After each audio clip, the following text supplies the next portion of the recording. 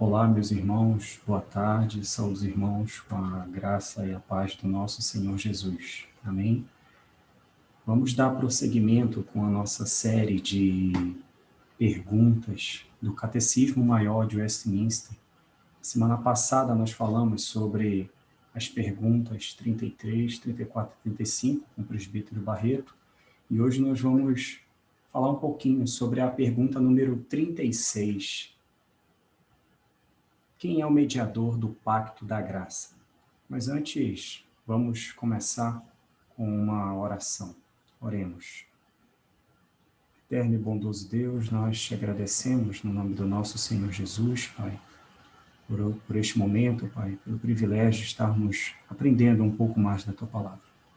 Ensina-nos, Pai, fala conosco e que não somente ouçamos, mas que verdadeiramente, Pai, transforme as nossas vidas por meio do nosso único e suficiente mediador e salvador Jesus Cristo. Nós oramos e te agradecemos, Pai. Amém. A pergunta número 36, meus irmãos, ela é bem simples, bem direta, e ela nos ajuda a compreender um pouco mais sobre o nosso Senhor Jesus. A pergunta é simples: quem é o mediador do pacto da graça? Lembrando que nós falamos sobre esse pacto da graça e o pacto das obras alguns domingos atrás, e a gente continua dentro desse assunto, a aliança que o próprio Deus fez para nos agraciar, para nos salvar. E existe um mediador. Quem é esse mediador? A resposta a essa pergunta, dada pelos teólogos em Westminster, foi essa daqui. Quem é o mediador do pacto da graça? O único mediador do pacto da graça é o Senhor Jesus Cristo, sendo o eterno Filho de Deus, da mesma substância e igual ao Pai. No cumprimento do tempo fez-se homem, e assim foi e continua a ser Deus e homem, duas naturezas perfeitas e distintas, bem como uma só pessoa para sempre. Uma pergunta um pouquinho mais elaborada para uma pergunta simples, emendando outros textos que falam do senhorio e da divindade do Filho do homem, o nosso Senhor Jesus. O texto base para essa afirmativa, para essa própria resposta a essa pergunta, é 1 Timóteo 2,5, que diz: porquanto há um só Deus e um só mediador entre Deus e os homens, Cristo Jesus, homem. O apóstolo Paulo, quando escreve a primeira carta a Timóteo, logo no início do capítulo 2, ele pede oração e vai falando sobre as autoridades, pedindo oração, súplicas pelas autoridades para que a gente tenha vida mansa, e ele emenda dizendo: porquanto há um só Deus e um só mediador entre Deus e os homens, Cristo Jesus, homem. João 1:1, logo no início, ele afirma: no princípio era o Verbo, e o Verbo estava com Deus, e o Verbo era Deus, falando sobre a divindade do nosso Senhor Jesus. João também, um pouquinho mais à frente, fala no capítulo 10, versículo 30, que eu e o Pai somos um, falando do próprio Senhor Jesus, explicando que ele e o Pai eram um. Filipenses 2:6, quando Paulo escreve a carta aos Filipenses, diz: pois ele, Senhor Jesus, subsistindo em forma de Deus, não julgou como usurpação ser o igual a Deus. Mais uma vez, um texto bíblico falando sobre a divindade do Senhor Jesus. Gálatas 4:4 diz: vindo, porém, à plenitude do tempo, Deus enviou seu Filho, nascido de mulher, nascido sob a lei. Lucas 1:35, quando fala que o Senhor Jesus nasceu, ou seja, é filho do homem, e também é filho de Deus. Respondeu-lhe o anjo: descerá sobre ti o Espírito Santo, e o poder do Altíssimo te envolverá com a sua sombra. Por isso, também o ente que há de nascer será chamado Filho de Deus. Romanos 9:5, Paulo escrevendo a carta aos Romanos diz: deles são os patriarcas e também deles, dos judeus, descende o Cristo, segundo a carne, o qual, o próprio Senhor Jesus Cristo, é sobre todos. E o que ele é? Deus bendito para todos sempre. Amém. Ainda referência bíblica para essa resposta construída em 1643, porquanto nele habita corporalmente toda a plenitude da divindade. O próprio Senhor Jesus, divino, o próprio Senhor Jesus, homem. Jesus Cristo, ontem e hoje, é o mesmo e o será para sempre. O autor da carta aos Hebreus, no capítulo 13, versículo 8. Ou seja, meus irmãos, em uma única resposta que nós acabamos de ler e ver as referências bíblicas, nós aprendemos que o nosso Senhor Jesus, ele é o mediador, conforme nós lemos em 1 Timóteo 2,5. Aprendemos também que o nosso Senhor Jesus é Deus, ele é Deus verdadeiro, ele é divino. Nosso Senhor Jesus, ele também é homem, Lucas 1,35 e Romanos 9,5. E no tempo certo, que é a plenitude, partiu do Pai, ou seja, procedeu do Pai a nossa salvação, Gálatas 4, Hebreus 13, 8. Uma única resposta, a gente tem uma vastidão de assunto para falar sobre a divindade e a humanidade do nosso Redentor. Mas o nosso foco hoje é falar sobre essa mediação do pacto da graça. O que é um mediador? Mediador, quem é que intercede? O que é um intercessor? E dentro da nossa ideia romana, católico-romana, e Maria, e os sacerdotes, e o Papa, ou então os apóstolos e paipóstolos dos dias de hoje. Como é que fica toda essa divindade que muitas vezes parte, quer do meio católico, quer do meio protestante, se a gente pode dizer assim? O que a gente pode falar sobre isso? O que é um mediador? O doutor Leandro Lima, ele explica que o mediador ele é necessário quando existe algum conflito entre duas ou mais partes. Assim, tem a função de fazer a ligação entre dois oponentes na tentativa de alcançar a paz. Ou seja, mediador é alguém que fica no meio, mas que tem a função de interligar, de reunir essas duas partes.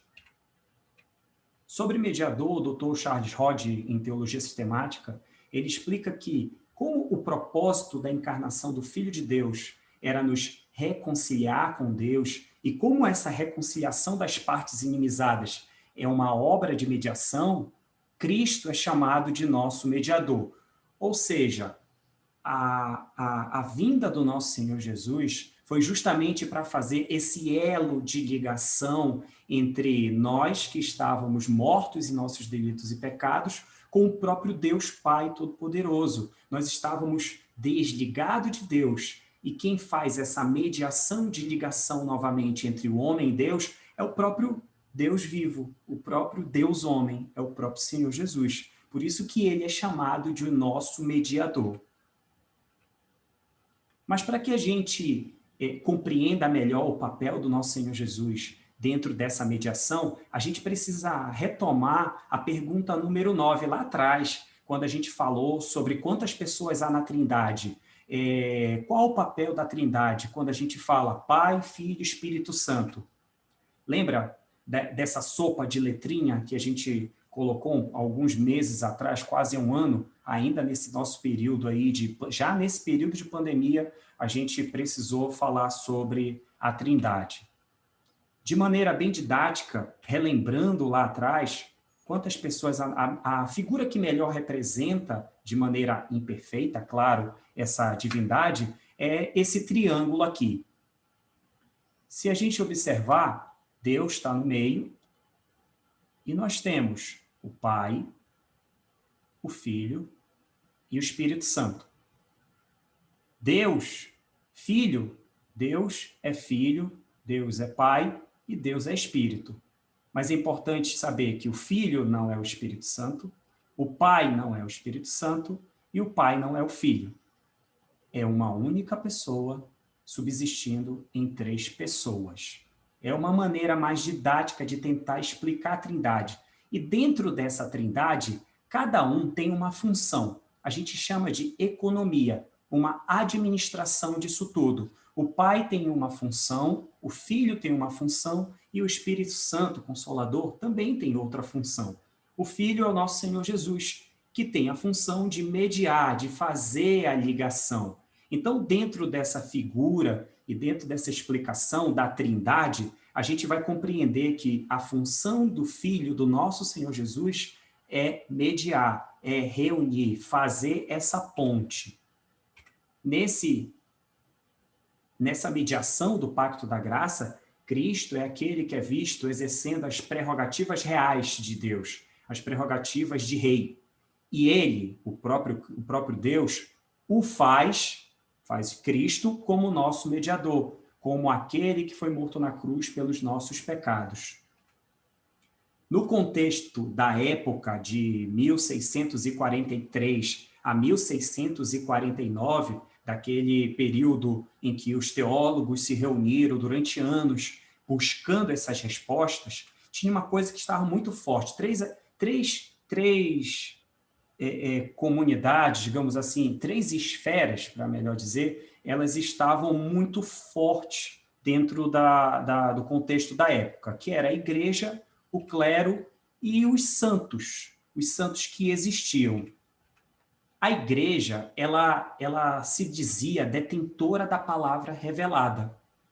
Só ela detinha a palavra, aquilo era próprio da igreja. Só que não somente ela detinha a palavra revelada, ela ia além, ela revelava novas verdades. A Igreja Católica Apostólica Romana, ela entendia naquela época que ela podia interpretar a Bíblia, e somente ela. Então, ela entendia alguma coisa e revelava novas verdades. E ela também era exclusiva agente redentora. A redenção tinha que passar pela igreja. E ela era também mãe e mestra de todos os povos. Ou seja, a igreja tinha uma força muito grande dentro desse contexto de mediação e se chamava para si. Só que o clero também tinha essa função. Dentro daquele contexto daquela época, o clero oficiava os sacramentos e os sacrifícios. A pessoa do padre, a figura do padre, era o mediador entre o salvador e o pecador. Ou seja, nós não conseguíamos, segundo o clero, só o padre era a figura que fazia essa ligação com Deus. E o único caminho para chegar no reino eterno era por meio do clero. Observem dois termos interessantes do latim, que o Papa ele era o Vicarius Christi, o substituto de Cristo. E o Papa, o Pontífice, hoje a gente chama ele de Pontífice, na verdade essa palavra ela significa Supremo Construtor de Pontes. O Papa era o único que fazia essa ponte entre o próprio Senhor Jesus, entre o próprio Deus e o homem. Ou seja, o clero reivindicava para si que ele era o mediador do pacto da graça. E os santos daquela época, eles mediavam, protegiam, intercediam e concediam graças. E quando eu falo santos aqui, são aqueles vários santinhos que eles levantavam. Cada indivíduo da época possuía o seu santo padroeiro de proteção ou de devoção. Ou seja, Deus só agia por intermédio de seus mediadores credenciados. Santo fulano, santo beltrano. Ou seja, dentro do contexto daquela época, os teólogos e Westminster precisavam dar uma resposta. Opa, calma lá. O mediador do pacto da graça é o Senhor Jesus. Não é a igreja, não é o clero, não são os santos.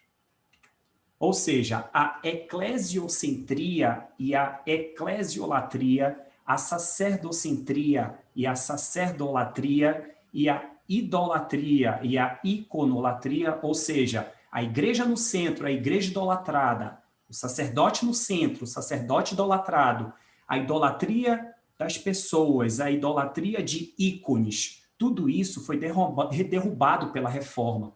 a confissão de fé de Westminster aqueles irmãos construíram uma confissão, um credo, para derrubar essas ideias equivocadas e antibíblicas da época. Ou seja, o Solus Christus, o Sola Scriptura e o Sola Fides veio para quebrar todo esse entendimento, veio para reformar e voltar para a Escritura, coisa que a igreja estava se afastando, já havia se afastado há muito tempo. E no contexto de hoje, meus irmãos, como é que nós podemos nos valer do mediador do pacto da graça? Eu trago a própria resposta da nossa confissão de fé de Westminster, no capítulo 8, que fala do Cristo, o mediador, e a seção número 8, que é essa que está aqui na tela, diz assim: Cristo, com toda certeza e eficazmente, aplica e comunica a salvação a todos aqueles para os quais ele adquiriu. Isto ele consegue fazendo intercessão por eles e revelando-lhes na palavra e pela palavra os mistérios da salvação, persuadindo-os, convencendo-os eficazmente pelo seu Espírito a crer, e não somente crer, meus irmãos, e a obedecer, dirigindo os corações deles pela sua palavra e pelo seu onipotente poder e sabedoria, da maneira e pelos meios mais conformes com a sua admirável e inescrutável dispensação. Ou seja, hoje nós sabemos que Cristo aplica e comunica, e nós devemos crer e obedecer. O próprio Deus age nas nossas vidas, mas cabe a nós também, no nosso processo de santificação, crer e obedecer aos ensinos dos quais nosso Senhor deixou. Cristo é o mediador da aliança. Hoje nós precisamos ter convicção disso. Quem é o mediador do pacto da graça? Nosso Senhor Jesus. Cristo é o mediador da aliança. Ele intervém, ele intercede entre Deus e o homem. Não apenas para pedir paz e convencer a isto, mas revestido de pleno poderes para fazer tudo o que seja necessário para estabelecer a paz. Cristo é aquele que, tomando sobre si a culpa dos pecados, pôs fim à relação penal destes com a lei e lhes restabeleceu a correta e legal relação com Deus. Cristo reúne Deus e o homem. Lembra daquela figura que eu falei agora há pouco sobre o Papa, que ele era o construtor de pontes? Não existe isso, meus irmãos. A ponte, quem une Deus e o homem, é o próprio Deus vivo, é o próprio Deus homem, é o próprio Senhor Jesus. Cristo reúne Deus e o homem.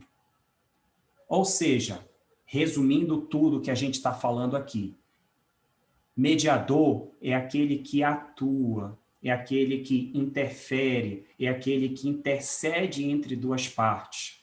E o Senhor Jesus recebeu do Pai essa função, dentro da economia da Trindade, dentro da administração e da relação Pai, Filho e Espírito Santo, é o próprio Senhor Jesus que atua como mediador. Não é o Pai, não é o Espírito Santo, é o nosso Senhor Jesus.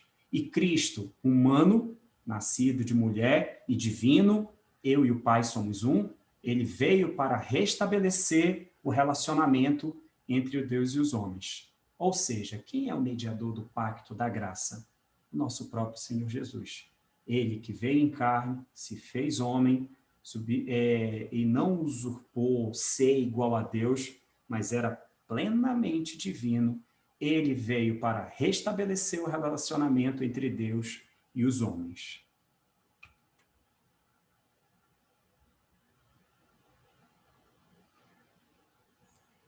Deve haver algumas perguntas, qualquer dúvida, meus irmãos.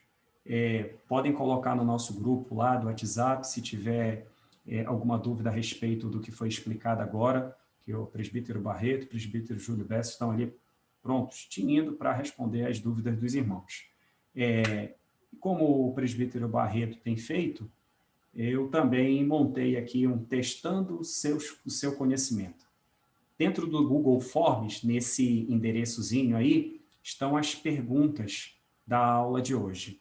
Entrem lá, respondam, se esforcem A ideia é transmitir para os irmãos uma maneira bíblica de nós entendermos como funciona toda essa área de teologia e de estudo e de aprendizagem do nosso próprio Senhor Jesus.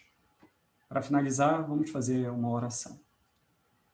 Senhor Deus, nós te agradecemos, Pai, pela porção da tua palavra, que verdadeiramente nos apropriemos dela, Pai, confiantes, crendo e convictos de que o nosso mediador é o nosso Senhor Jesus. Que por meio dele nós nos acheguemos a ti, Pai, em espírito e em verdade, para a glória do teu santo nome. Nos guarda a tua igreja nesses dias difíceis, Pai, nesses dias de distanciamento novamente. Sê conosco, nos fortalece, que não venhamos, Pai, a nos entristecer por não estarmos reunidos, mas que saibamos reconhecer a tua mão soberana sobre tudo e sobre todos. Em nome do nosso Senhor Jesus. Amém. Fiquem com Deus, meus irmãos. Uma boa semana a todos.